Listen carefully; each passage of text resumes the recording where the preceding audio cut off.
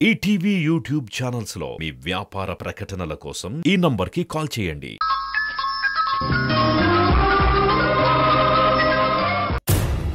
Madam, ఈ project గురించి కొన్ని ప్రశ్నలు అడగొచ్చా?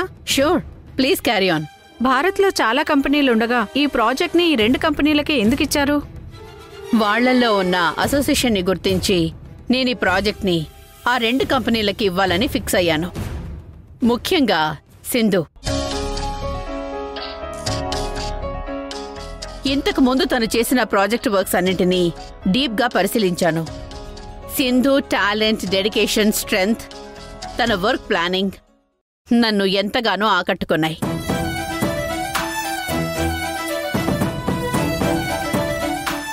అలాగే యష్ కంపెనీ మెయింటైన్ చేసే క్వాలిటీ నాకు బాగా నచ్చింది. అందుకే రెండు కంపెనీల్ని టైఅప్ చేసి ప్రాజెక్టు వాళ్ళకి హ్యాండ్ ఓవర్ చేశాను. Thank you madam.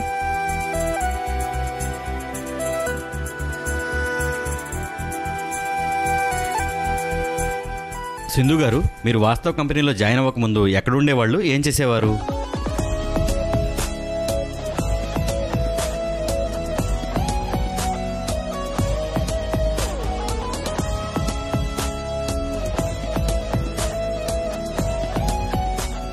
ఒక మనిషిని హత్య చేసి జైలుకెళ్లారని ప్రచారంలో ఉంది, అది నిజమా?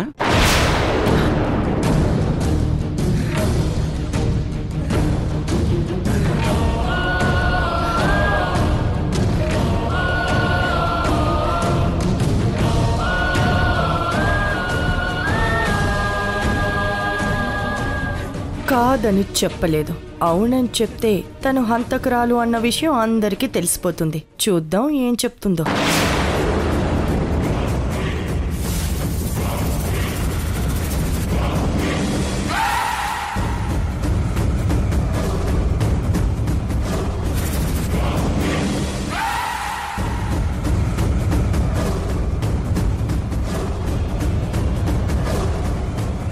అవును, జైలు శిక్ష అనుభవించొచ్చాను.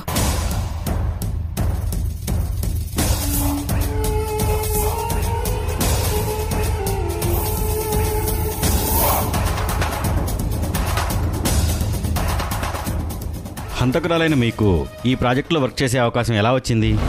శిక్ష అనుభవించిన వాళ్ళందరూ హంతకులనా మీ ఉద్దేశం? నేరం చేసిన వాళ్ళనే కదా న్యాయస్థానం శిక్షించేది. ఒక్కోసారి నిరపరాధులకు కూడా శిక్ష పడుతుంది.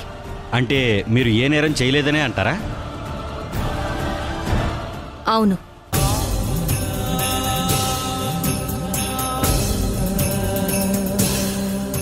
మీరు మీ భర్త ఉండగానే వేరే వ్యక్తితో రిలేషన్ పెట్టుకున్నారంట.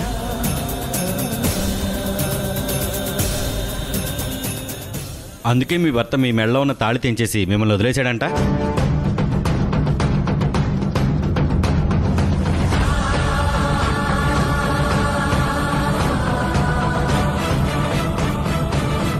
అది నిజమేనా?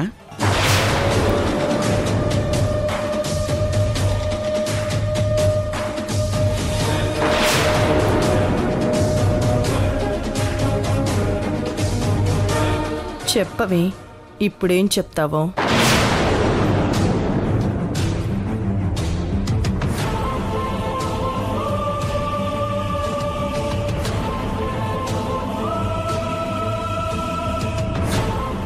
ఒక్కోసారి అబద్ధం కూడా నిజమని ప్రచారం చేస్తారు కొందరు.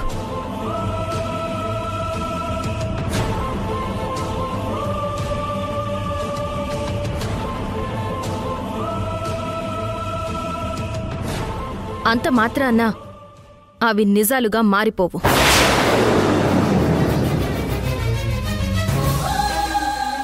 నేనేంటో నాకు తెలుసు. ఒక ఆడది న్యాయం కోసం ఒంటరిగా పోరాడితే తన మీద ఎన్ని ఆరోపణలు వస్తాయో అనడానికి సాక్ష్యం నేనే.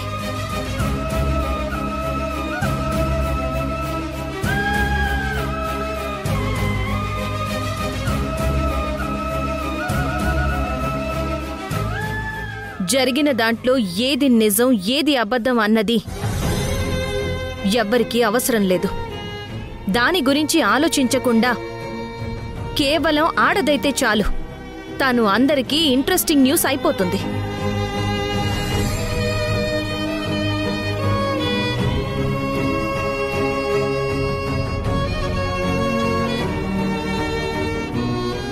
నా మీద వచ్చినవి కేవలం ఆరోపణలే.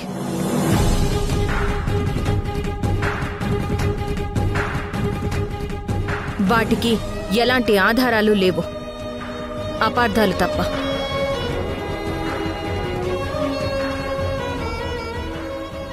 నేను జైలు శిక్ష అనుభవించాను, బయటకొచ్చి ధైర్యంగా బ్రతుకుతున్నాను. నేను ఏ తప్పు చేయలేదు అని నా మనస్సాక్షికి తెలుసు. అందుకే నా మీద ఎంతమంది రాళ్లు వేసినా వాటిని ధైర్యంగా ఎదుర్కొని నిర్భయంగా ఉంటున్నాను.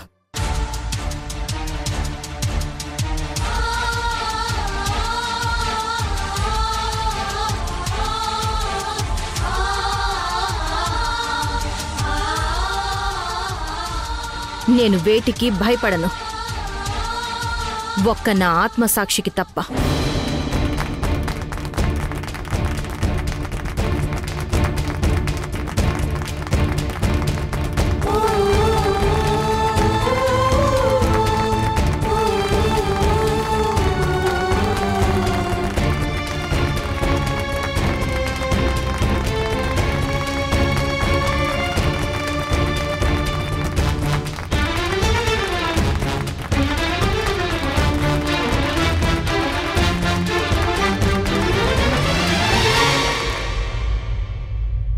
ఒక్కటి మాత్రం గుర్తుపెట్టుకోండి, ఆడది అమ్మలా లాలించగలదు, ఆదిశక్తిలా పాలించగలదు. అవసరమైతే అపర కాళిలా అంతమొందించగలదు కూడా.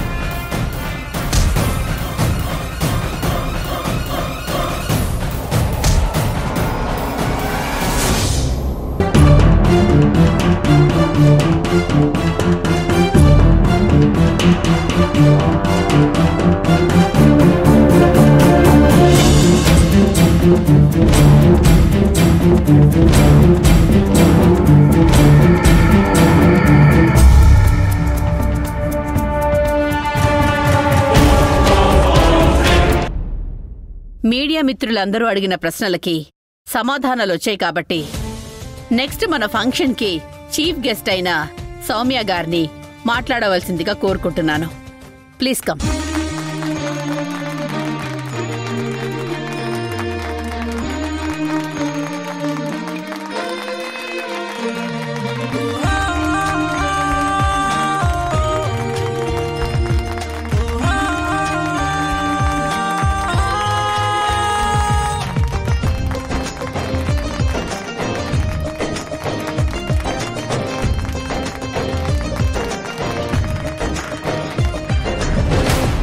ముందుగా అందరికీ నా నమస్కారం.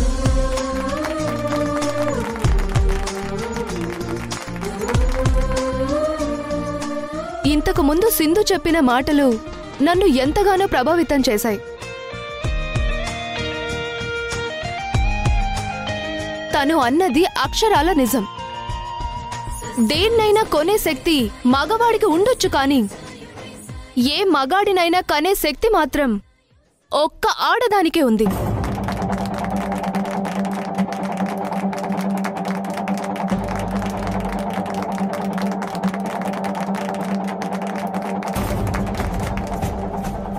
ఆడది తలుచుకుంటే సాధించలేనిదంటూ ఏదీ ఉండదు.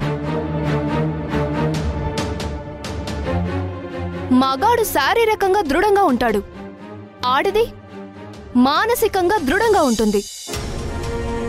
సింధునే అందుకు చక్కటి ఉదాహరణ.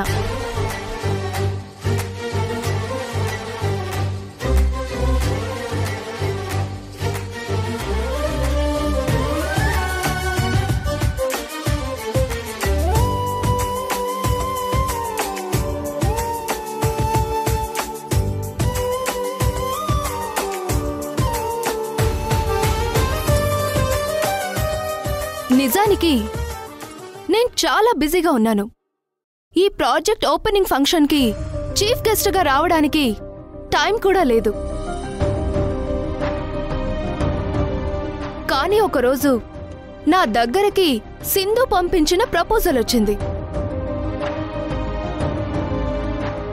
అది చదివిన తరువాతే సింధులో ఉన్న నిజాయితీ ఏంటో నాకర్థమైంది. ఆ లెటర్ వల్లే నేనీరోజు అన్ని పనులు పోస్ట్ పోన్ చేసుకొని మరీ ఈ ఫంక్షన్కొచ్చాను.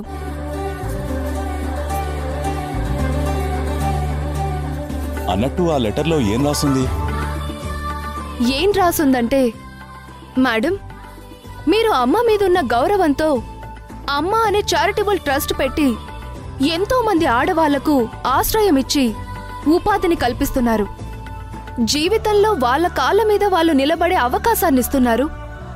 మీ స్ఫూర్తితోనే రేపు మా ప్రాజెక్ట్ పూర్తయితే అందులో 50% జాబ్స్ లేడీస్కి ఇవ్వడానికి మా సునంద మేడం ఒప్పుకున్నారు.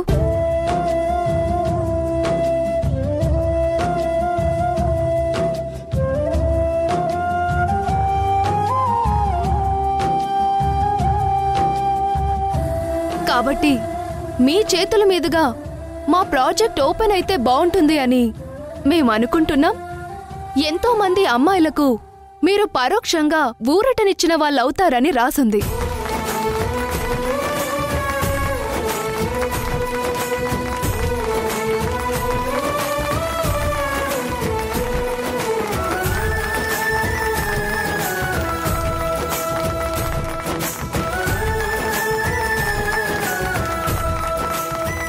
దానికంటే ముందు ఒక ఇంటర్వ్యూలో సింధు మనసేంటో తెలుసుకున్నాను.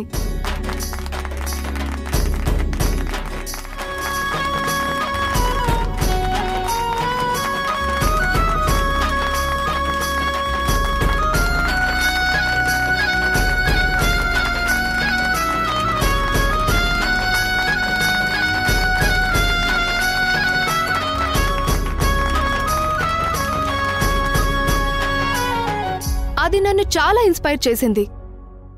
కేవలం సింధు వల్లే నేను ఈ ఫంక్షన్కొచ్చాను. ఒక విధంగా చెప్పాలంటే సింధుకి నేను పెద్ద ఫ్యాన్ అయ్యాను.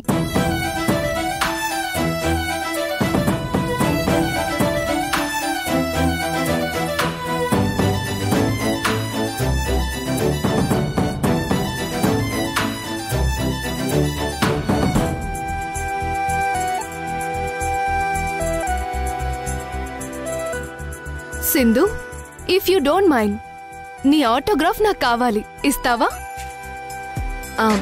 మేడం,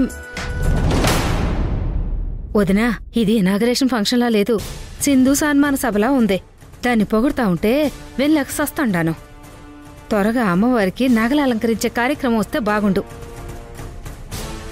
ఇది ఒకందుకు మంచిదే. అసలు వీళ్ళంతా దాన్ని ఎంత పొగిడితే తర్వాత ఇదే బంగారు నగలు దొంగతనం చేసిందని తెలిస్తే ఇప్పుడు పొగిడిన వాళ్లే అంతకు రెండింతలు తిట్టిపోస్తారు. ఆరే దీపానికి వెలుగెక్కువ అంటారు.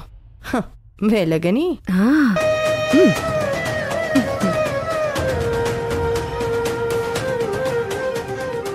ఇప్పుడు మన చీఫ్ గెస్ట్ గారు ప్రాజెక్ట్ నేమ్ ని ఇనాగ్రేట్ చేస్తారు. ఏవండి, ఇంతకీ మీరు ప్రాజెక్ట్కి ఏం పేరు సజెస్ట్ చేస్తున్నారు? చూడబోతూ తొందర ఎందుకు సంధ్య? మా మేడం ఇనాగ్రేట్ చేస్తారు కదా, అప్పుడు చూస్తే నీకే తెలుస్తుంది.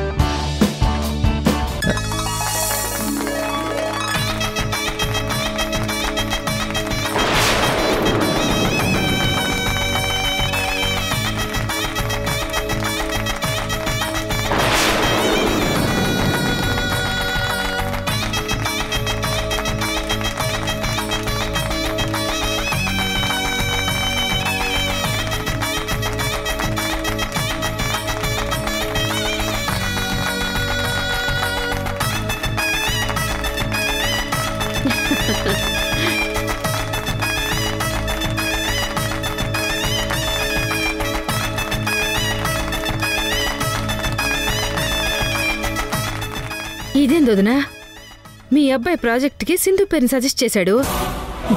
అదే నాకు అర్థం కావడం లేదు. స్టేజ్ దిగిరాని వాడి పని చెప్తాను.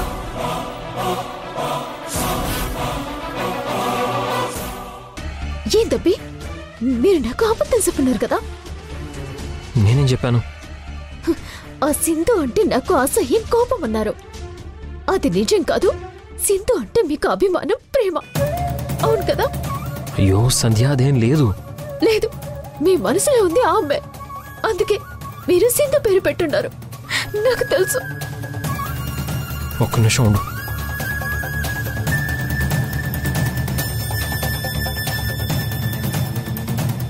మేడం, నేను సింధు పేరు కాదు కదా సజెస్ట్ చేసింది, కానీ తన పేరు ఎలా వచ్చింది? నువ్వు సజెస్ట్ చేసిన పేరు Sunanda industrial nano died unit, అవునా? అవును, అదే. అది అబ్రివేషన్తో కలిపితే సింధు అనే కదా వచ్చేది. అందుకే షార్ట్ కట్లో సింధు అని పెట్టాను.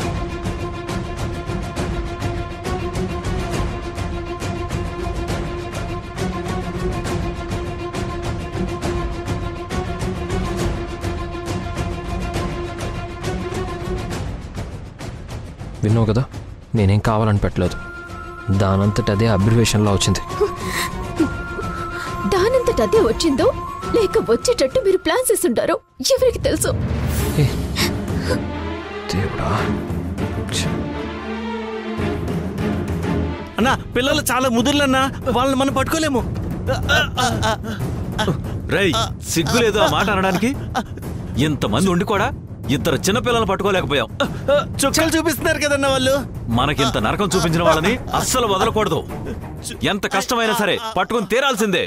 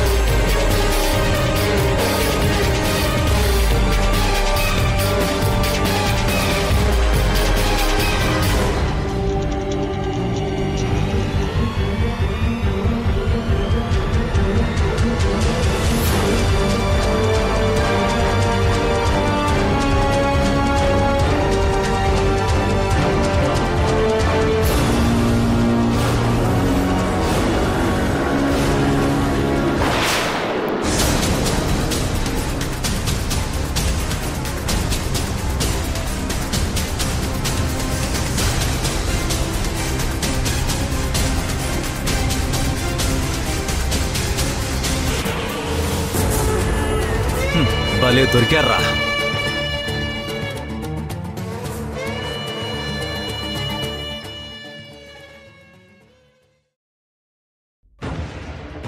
ఏంట్రా ఇక్కడికి వచ్చావు?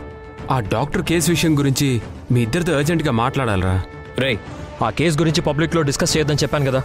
ఏదైనా ఉంటే ఫోన్లో కానీ లేదా ఇంటికి వచ్చి పర్సనల్గా మాట్లాడు. ఆ డాక్టర్ వాళ్ళను మోసం చేసి డబ్బుతో పారిపోయిన పార్ట్నర్ ఈ సిటీలోనే ఉన్నాడు.